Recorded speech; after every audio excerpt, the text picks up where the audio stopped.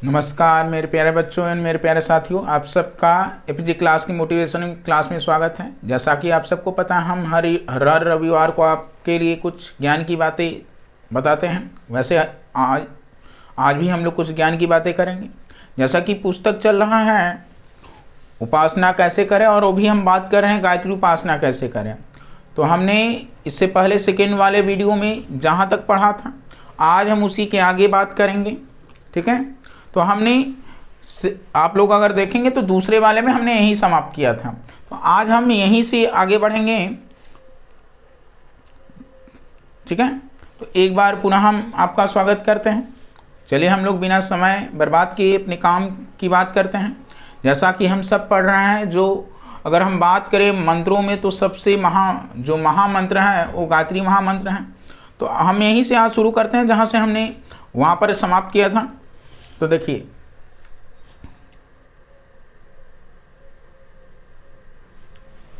मनुष्य अपने आश्रित परिवार के भरण पोषण का विकास, यानी मनुष्य के ऊपर जो उसका परिवार निर्भर होता है उसकी भरण पोषण का विकास एवं सुरक्षा की व्यवस्था पूरी जिम्मेदारी के साथ निभाता है नहीं। हर कोई अपने परिवार की भरण पोषण और सुरक्षा की जिम्मेदारी पूरी जिम्मेदारी के साथ निभाता है। ईश्वर ने भी, जैसे कोई परिवार का जो सदस्य होता है वो अपने परिवार की भरण पोषण और विकास और सुरक्षा की व्यवस्था पूरी जिम्मेदारी के साथ निभाता है, ईश्वर ने भी सदा या उत्तरदायित्व तो निभाया है। यानी ईश्वर के भी हम तो संतान हैं, ईश्वर भी तो निभा रहा है। जो उसके निर्देशों का अनुसरण करता है, अनुशासन मानता है और उसकी इच्छा से अपनी इच्छा मिलाकर प्रभु समर्पित जीवन जीता है, उसके आंतरिक स्तर को निरंतर ऊंचा उठाया जाए।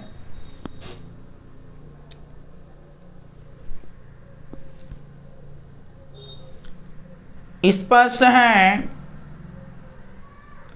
आगे देखा जाए, स्पष्ट है कि व्यक्तित्व ऊंचा उठेगा तो संपर्क क्षेत्र में प्रामाणिकता और सद्भावना बढ़ेगी, फलतः सहयोग और सम्मान मिलेगा। ऐसे ही विश्वस्त समझे जाने वाले लोकप्रिय व्यक्ति अपनी चारित्रिक विशिष्टता के बल पर जन समर्थन से उच्च पदों पर जा पहुंचते हैं। वे जिस भी काम में हाथ लेते हैं सफल होते चले जाते हैं। यही है वे सिद्धियां जो ईश्वर के अनुग्रह से प्राप्त हुई समझी जा सकती हैं। तो इतनी, यानी हमारे भीतर जब सद्गुण बढ़ेंगे तो हम जरूर ऊंचे पद पर जाएंगे, और यही हम ईश्वर का से प्राप्त हमें सिद्धि है। ठीक है ना। इन्हें उपासना का प्रतिफल कहा जाए तो कोई अत्युक्ति न होगी।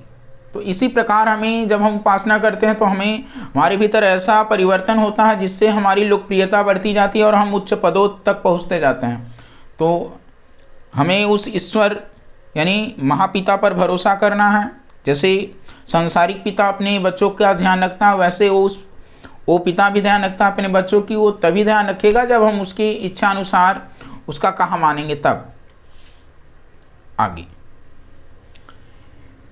ईश्वर सद्गुणों का पुंज है। ईश्वर किसका पुंज है? सद्गुणों का। सत्यम शिवम सुंदरम के रूप में उसकी दिव्य भूतियों का ही संकेत है। समीप बैठने वाले में प्रभावी सत्ता की विशेषताओं का अवतरण होना ही चाहिए। समदर्शी, न्याय निष्ठ, उदार, व्यवस्थापक, परमार्थ परायण, सौंदर्य संयोजक, कर्मरत जैसी ईश्वरीय सत्प्रवृत्तियों का परिचय दृष्टि से दृष्टि प्रसार कर कहीं भी पाया जा सकता है। आगे, ईश्वर भक्त, यानी ईश्वर भक्त यदि सच्चे मन से उपासना करता है तो उसमें इन विशेषताओं का भी उदय अभिवर्धन होना चाहिए। भक्त जनों का इतिहास यही है कि उनकी निष्ठा जैसे जैसे ईश्वर के प्रति प्रगाढ़ परिपक्व होती गई, वैसे वैसे ही उसके गुण कर्म स्वभाव में श्रेष्ठता का भी वर्धन होता चला गया। स्वार्थता और निष्ठुरता का निर्वाह भक्ति भावना के साथ हो ही नहीं सकता। प्रकाश और अंधकार दोनों एक साथ किस तरह ठहर सकेंगे। ठीक है ना। आगे हम बात करते हैं अगले पेज की। देखिए, कह रहा है गायत्री उपासना से, कौन सी उपासना से? गायत्री उपासना से वे सारी विशेषताएं उत्पन्न होनी चाहिए जो उस दिव्य सत्ता में उत्पन्न होते हैं। यानी जो दिव्य सत्ता में शक्तियाँ या सामर्थ्य है वो जो गायत्री उपासना करता है वो उसके भीतर भी होनी चाहिए। त्रिपदा गायत्री के 3 चरण, त्रिपदा गायत्री के कितने चरण? 3। प्रज्ञा, निष्ठा और श्रद्धा के प्रतीक माने गए हैं। तो प्रज्ञा दूरदर्शी, सहृदय विवेकशीलता, निष्ठा आदर्शों के प्रति दृढ़ता, कर्तव्यों के प्रति साहसिक तत्परता, श्रद्धा श्रेष्ठता से असीम प्यार, इन तीनों सत्वृत्तियों का विकास विस्तार गायत्री उपासना के फलस्वरूप होता देखा गया है। तो जो गायत्री उपासना करता है उसके भीतर प्रज्ञा, निष्ठा, श्रद्धा। प्रज्ञा का अर्थ क्या है? दूरदर्शी, सहृदय विवेकशीलता आ जाती है। निष्ठा यानी आदर्शों के प्रति दृढ़ता, कर्तव्यों के प्रति साहसिक तत्परता, श्रद्धा श्रेष्ठता से असीम प्यार हो जाता है हमें। इन तीनों सत्वृत्तियों का विकास विस्तार गायत्री उपासना के फलस्वरूप होता देखा गया है। ठीक है ना। आगे भावनाओं में श्रद्धा तत्व का गहरा समावेश करके परमेश्वर के साथ एकात्म भाव की अभिवृद्धि के लिए उपासना प्रक्रिया के अंतर्गत अभ्यास किया जाता है। यह भाव संवेदनाएं ही भक्ति कहलाती हैं। भगवान का भक्त के वशवर्ती होने का तथ्य सर्वविदित है। इन्हीं सुदृढ़ ध्यान धारणाओं को श्रद्धा कहा गया है। इसी की सघनता के आधार पर जीव और ब्रह्म के बीच में आदान प्रदान संभव होते हैं। ठीक है। जिनकी ईश्वर उपासना के माध्यम से आशा अपेक्षा की जाती है। तो हम सबको अपने जीवन में, जैसा कि हमने बताया था, उपासना का अर्थ समीप बैठना होता है, और हम जिसके समीप बैठते हैं उसके गुण हमारे भीतर क्या होते हैं? आ जाते हैं। तो जब हम जिस भी देवी देवता की आराधना या उपासना करते हैं, तो जब हम बैठते हैं उसके समीप उसके भीतर उसकी जो विशेषताएं होती हैं वो हमारे भीतर क्या होती हैं? समाहित हो जाती हैं। तो हमें उपासना में यही करना है, और हम गायत्री माता की उपासना करें तो ज़्यादा बेहतर होगा। आगे आज का वीडियो थोड़ा लंबा होगा, आज इसको हम समाप्त करने वाले हैं। अगले संडे से नई पुस्तक आ जाएगी। ठीक है। हम आत्मिक प्रगति के लिए भी ऐसी ही भाव भरी मन स्थिति बनानी है। इसके लिए इष्ट देव का निर्धारण और उनके साथ एकात्म भाव का संस्थापन ऐसा अभ्यास है जिसके फलस्वरूप अभी सफलता मिलती है। ब्रह्म चेतना के साथ जीव का संबंध इसी श्रद्धा विश्वास की सहायता से बनता है। चेतना सत्ता के पास इससे बड़ा और कोई बंधन दूसरे चेतना घटक को पकड़ने के लिए है नहीं। मनुष्यों के बीच, किसके बीच? मनुष्यों के बीच सुदृढ़ मैत्री इसी आधार पर बनती, पनपती और परिपक्व होती है कि एक व्यक्ति दूसरे के लिए प्राण न्यौछावर करता है, सब कुछ लुटा देता है, हर बड़े से बड़ा संकट सहने को तैयार रहता है। यह प्रेम तत्व के आधार पर विकसित हुई घनिष्ठता ही है। इसी को श्रद्धा भाव कहते हैं। गायत्री महाशक्ति की उपासना का समुचित सत्परिणाम प्राप्त करने के लिए मात्र कर्मकांड ही पर्याप्त नहीं है, उसके साथ श्रद्धा तत्व का समुचित समन्वय भी होना चाहिए। लेकिन आजकल ज़्यादातर लोग कर्मकांडों को ही सब कुछ मान लिए हैं। हम कर्मकांडों को ही सब कुछ न माने, उसके साथ साथ श्रद्धा तत्व का समुचित समन्वय भी होना चाहिए। अगर हमारे भीतर श्रद्धा नहीं तो हम बहुत कर्मकांड कर रहे हैं, उससे कोई प्रभाव पड़ने वाला नहीं। तो श्रद्धा के साथ साथ हमें कर्मकांड भी करना है, लेकिन कर्मकांड को ही सब कुछ नहीं मानना है। और बाकी क्लासेस भी आपको मिलती रहेंगी। ठीक है। आगे गायत्री मंत्र का अर्थ चिंतन और उसकी निर्धारण प्रेरणा को हृदयंगम करने की प्रक्रिया का नाम उपासना है। यानी जो गायत्री की प्रेरणा आती है, निर्धारण, उसको हृदयंगम करने की प्रक्रिया का नाम उपासना है। इस आद्य शक्ति महाशक्ति, गायत्री को आद्य शक्ति महाशक्ति की उपासना, साधना और आराधना करने से हमारे स्थूल सूक्ष्म और कारण शरीर का परिमार्जन हो सकता है। दर्शन का काम चिंतन को दिशा देना है, और साधना का स्वरूप अभीष्ट शक्तियों को अपने में उभारने की वैज्ञानिक पद्धति को अपनाना है। आगे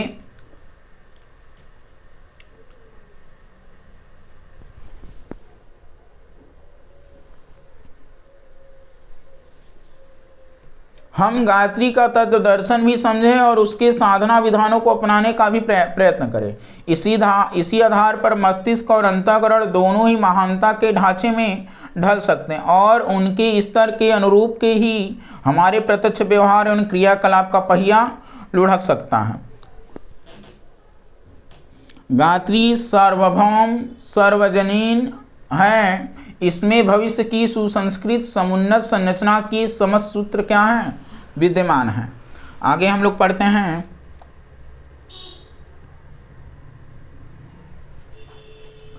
तो गायत्री उपासना सर्वश्रेष्ठ और अनादि उपासना है। तो सभी उपासनाओं में सर्वश्रेष्ठ उपासना किसे मानी गई है? गायत्री उपासना को अनादि है। अन्य उपासना पद्धतियां अपने लक्ष्य को प्राप्त करा सकने में असमर्थ हो सकती हैं, पर गायत्री उपासना में ऐसी अड़चन नहीं आती। उपासना संसार में सबसे अधिक लाभदायक प्रक्रिया है।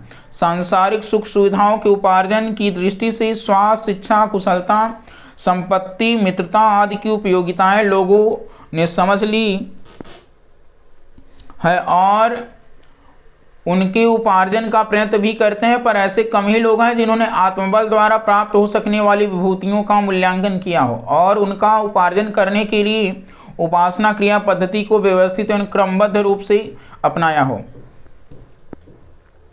भारतीय धर्मशास्त्रों का मर्म, ऋषियों का अनुभव और महापुरुषों के कार्यक्रम को जब उपासना अन्वेषण की दृष्टि से देखा जाता है तो उसमें गायत्री उपासना ही सर्वोत्तम ठहरती है। तो यानी हम सब गायत्री की उपासना करें, क्योंकि गायत्री की उपासना करते तो हमें जरूर सफलता मिलेगी। अन्य जो उपासनाएं होती हैं वो असमर्थ रहती हैं। आगे गायत्री उपासना के द्वारा देखो, हम तो गायत्री उपासना ही करते हैं। बाकी पहले तो शुरुआत में किसी भी देवी देवता की पूजा कर, लेकिन माँ गायत्री का दिव्य प्रकाश मिला, गुरुदेव की कृपा हुई तो हमने गायत्री का पल्ला पकड़ लिया। अब उन्हीं का पकड़े हुए हैं, छोड़ेंगे नहीं। तो जो विशेषताएं माँ गायत्री में वो हमारे भीतर भी आ रही हैं, जिसकी वजह से हमने बताया था कि ये काम हम कर पा रहे हैं, वरना आज के तौर पर कहाँ कोई सब काम के लिए तैयार होता है। लेकिन माँ गायत्री की प्रेरणा है, गुरुदेव की कृपा है, तो हम ये काम कर रहे हैं उनके लिए, लोगों को जन लोगों को जागरूक करने के लिए, जिससे लोग भी समझे इस बात को कि उपासना से हमें हमारे जीवन यानी उपासना हमारे जीवन में बहुत बड़ा परिवर्तन ला सकती है, हमारे अंतरंग में परिवर्तन कर सकता है। तो हम जरूर अपने आत्म विकास के लिए करें, ठीक है ना। गायत्री उपासना के द्वारा उपासक में ऐसे ही मानसिक चुंबक तत्व सक्रिय हो उठते हैं, मनोबल बढ़ने से ऐसी विद्युत धारा अंतर्मन की प्रसुप्त क्षेत्रों में गतिशील हो जाती है कि अब तक अपने प्रयोजन में आया हुआ मस्तिष्की चुंबक सक्रिय हो उठता और वे उपलब्धियां सामने लाकर खड़ी कर देता, जिन्हें आमतौर से सिद्धियां, विभूतियों का वरदान एवं दैवी सहायता कहा जा सके।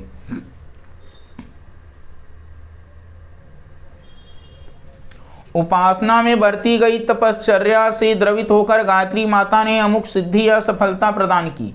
यह अमुक भाव भक्त का दृष्टिकोण है। इस तथ्य का वैज्ञानिक दृष्टिकोण यह है कि कठोर नियम प्रतिबंधों का पालन करने में जो प्रतिरोधात्मक क्षमता बढ़ी, उसने मनोबल का विकास किया, उसने अंतर्मन के प्रसुप्त शक्ति केंद्रों का चुंबकत्व जगाया और उसी जागरण ने अभीष्ट सफलताएं खींचकर सामने क्या कर दी, ला खड़ी कर दी। तो ये देखिए कितनी हमें उपलब्धियां, सिद्धियां मिल रही हैं गायत्री उपासना करने से। तो क्यों हम इस संसार में भटकें, क्यों ना हम ऐसे रास्ते की ओर बढ़ें जहाँ से हमारा जीवन आनंदमय बने और हम जो जीवन में चाहेंगे भौतिक सफलता वो भी हमें प्राप्त होगी। ऐसा नहीं कि आप भौतिक सफलता एकदम दूर हो जाएंगे, आपको भौतिक सफलता प्राप्त करने में और आसान हो जाएगा जब आप अध्यात्म से जुड़ जाते हैं। तो ये करें तो ज़्यादा बढ़िया रहेगा। आगे, मनुष्य अपने आप में एक देवता है, उसके भीतर वे समस्त दैवी शक्तियां बीज रूप में विद्यमान रहती हैं जो इस विश्व में अन्यत्र कहीं भी हो सकती हैं। अन्यत्र रहने वाले देवता अपनी निर्धारित जिम्मेदारियां पूरी करने में लगे रहते हैं। वे हमारे व्यक्तिगत कार्यों में इतनी अधिक दिलचस्पी नहीं ले सकते कि अगणित उपासकों या भक्तों की अगणित प्रकार की समस्याओं को सुलझाने में संलग्न हो सकें।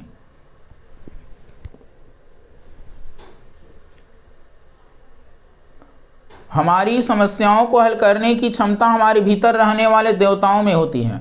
उसी को किसी अनुष्ठान द्वारा सशक्त एवं गतिशील बना करके साधक को अपना प्रयोजन वस्तुतः आप ही पूरा करना पड़ता है। गायत्री अनुष्ठान के लिए विधि विधान द्वारा बढ़ने वाले मनोबल द्वारा यदि वह सक्रिय हो उठे तो अभी सफलताएं प्राप्त कर सकने की परिस्थितियां निर्मित या उपलब्ध कर सकना या उसके लिए अधिक कठिन नहीं रहता।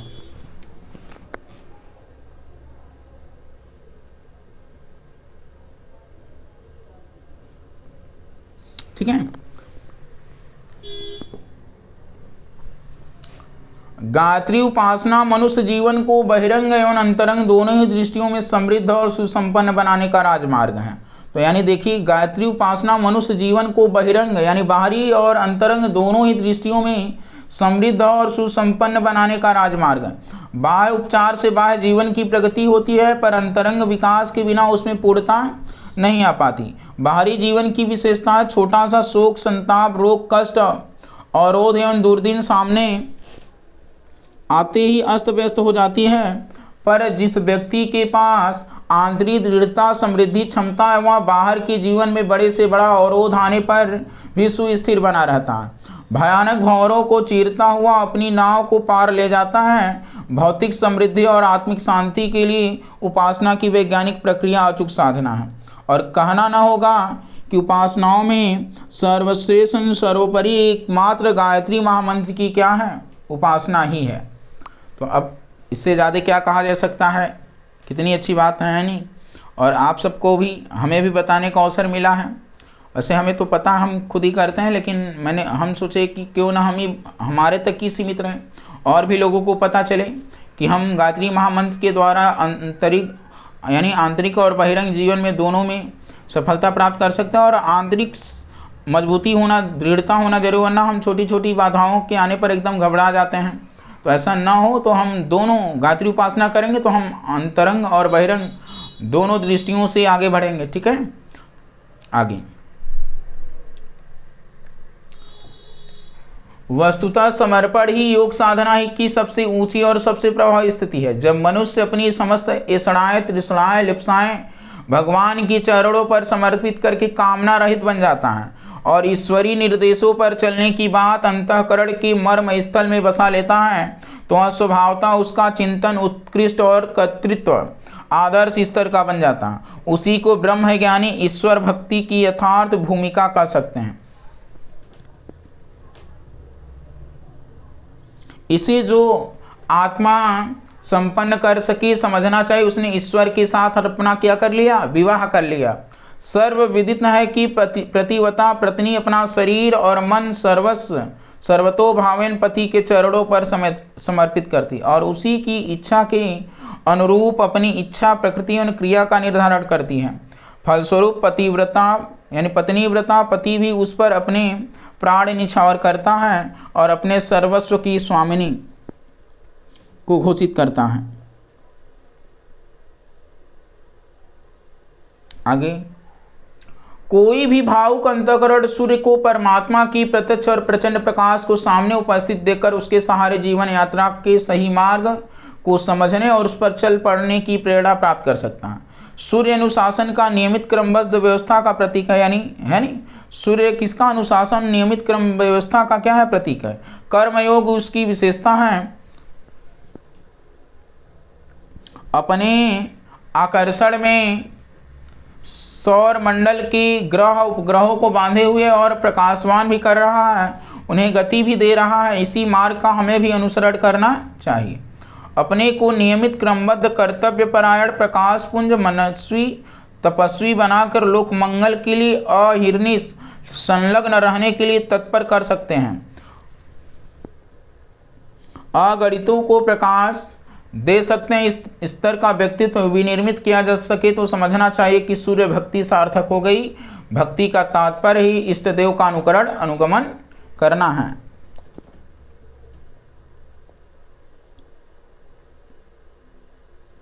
आगे, साधना का एक ही उद्देश्य है, आत्मोत्कर्ष, व्यक्तित्व का परिष्कार। इतना बन पड़े तो समझना चाहिए कि बहिरंग और अंतरंग क्षेत्र का जो भी काम हाथ में लिया जाएगा वह पूरा होकर रहेगा। भले ही उसमें कुछ देर लगे, पर विकसित व्यक्तित्व वालों के लिए कोई बड़ा कार्य असंभव नहीं। कोई कार्य इसलिए कहा जा रहा है कि उत्कृष्ट चिंतन के रहते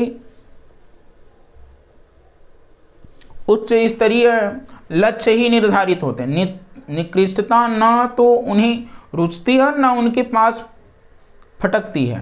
वे जो कुछ भी सोचते हैं और वह खरा होता है। सोने का खरा खोटा परखने के लिए उसे कसौटी पर कसा और आग पर तपाया जाता है। इसी प्रकार अध्यात्म प्रकृति के व्यक्ति आत्म कल्याण और लोक मंगल के दो आसारों के साथ जुड़ा हुआ निर्धारित लक्ष्य निश्चित करते हैं। सद्बुद्धि की देवी ऋतंभरा प्रज्ञा इसी स्तर की परामर्श देती है। ठीक है।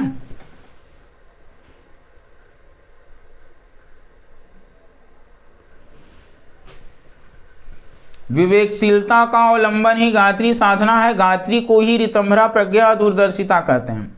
यह एक ही कसौटी ऐसी है जो अपनी व्यायामशीलता के कारण प्रस्तुत प्रतिपादनों में से जो सर्वश्रेष्ठ था उसे अपना सकती है और अपनी नाव में बिठाकर भ्रांतियों के जंजाल में से पार निकालकर सुरक्षित तट तक पहुंचा सकती है। आत्म कल्याण और लोक मंगल के सर्वानुमोदित तथ्यों को अपनाने में क्या छोड़ा और क्या ग्रहण किया जाना चाहिए, इसका निर्गुण निर्णय तुरंत कर देती। ईश्वर की निकटतम स्थिति अपने अंतःकरण में मानी गई है।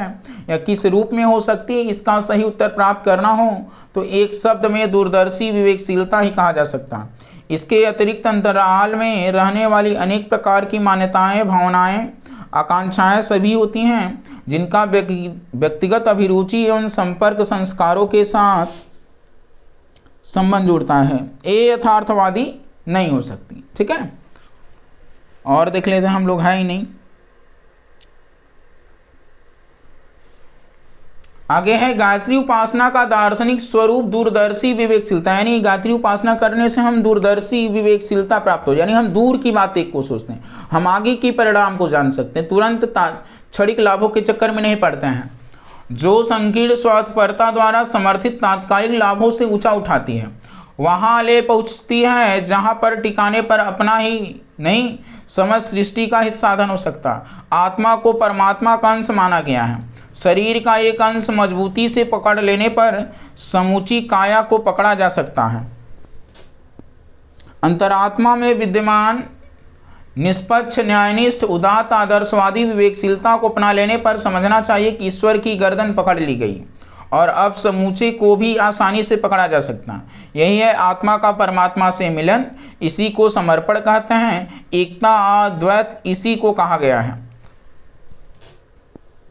गायत्री मंत्र का सार तत्व धियो यो नः प्रचोदयात् शब्दों में है, जिसका तात्पर्य है कि हम सबको विवेकशीलता की क्या मिले, प्रेरणा मिले। आज ये पुस्तक समाप्त हो रही है। हम अगले संडे से आपके लिए नई पुस्तक लाएंगे। अभी हमने सोचा है, अभी आपको अगले संडे पता चलेगा जो पुस्तक होगा, थंबनेल में आप देख लेंगे ज़रूर। तो विस्तृत जानकारी के लिए आज से ही स्वाध्याय का क्रम अनुसार बनाकर आचरण करने के प्रयास में जुड़ जाएं। तो देखिए, पहला कौन सा पढ़ना है पुस्तक, ये हम बता दे रहे हैं। आपको पुस्तक कहाँ मिलेगी? गायत्री साधना और यज्ञ प्रक्रिया, उपासना का तत्व दर्शन और स्वरूप। आपको फ्री में सारी पुस्तकें पढ़ने को मिल जाएंगी। गायत्री प्रार्थना, उपासना और साधना का समन्वय, उपासना की जीवन की अनिवार्य आवश्यकता, यम और नियम, उपासना के 2 चरण जप और ध्यान। उल्लिखित पुस्तकों का कुल मूल्य 20 रुपये। तो ये आपको हम बता रहे हैं। आप लोग गूगल पे डालिएगा, चाहे गूगल प्ले स्टोर पर डालना है विचार क्रांति ऐप, आ जाएगा। उसको अपने ईमेल से लॉगिन कर दीजिए, आपको सारी पुस्तकें पढ़ने को मिल जाएंगी फ्री में। ठीक है ना। तो आप लोग जो लोग अगर पढ़ना चाह रहे हैं सभी पुस्तकें, तो चाहे तो गूगल पे awgp.org बुक्स डालेंगे तभी आ जाएंगे। अगर गूगल प्ले स्टोर पर हम डाल रहे हैं विचार क्रांति ऐप, तो उस पर भी आएगा। ऐप में ढेर सारी किताबें रहेंगी, आप पढ़ सकते हैं। तो अगर आपको आज का वीडियो अच्छा लगा हो, बातें समझ में आई हो, तो ज़रूर लाइक करिएगा, शेयर करिए और भी लोगों को जोड़ें जिससे उनको भी लाभ हो, उनका लाभ उनसे जो लाभ मिले आपको भी लाभ मिले। धन्यवाद। आप सब ऐसे ही प्यार और आशीर्वाद बनाए रहें।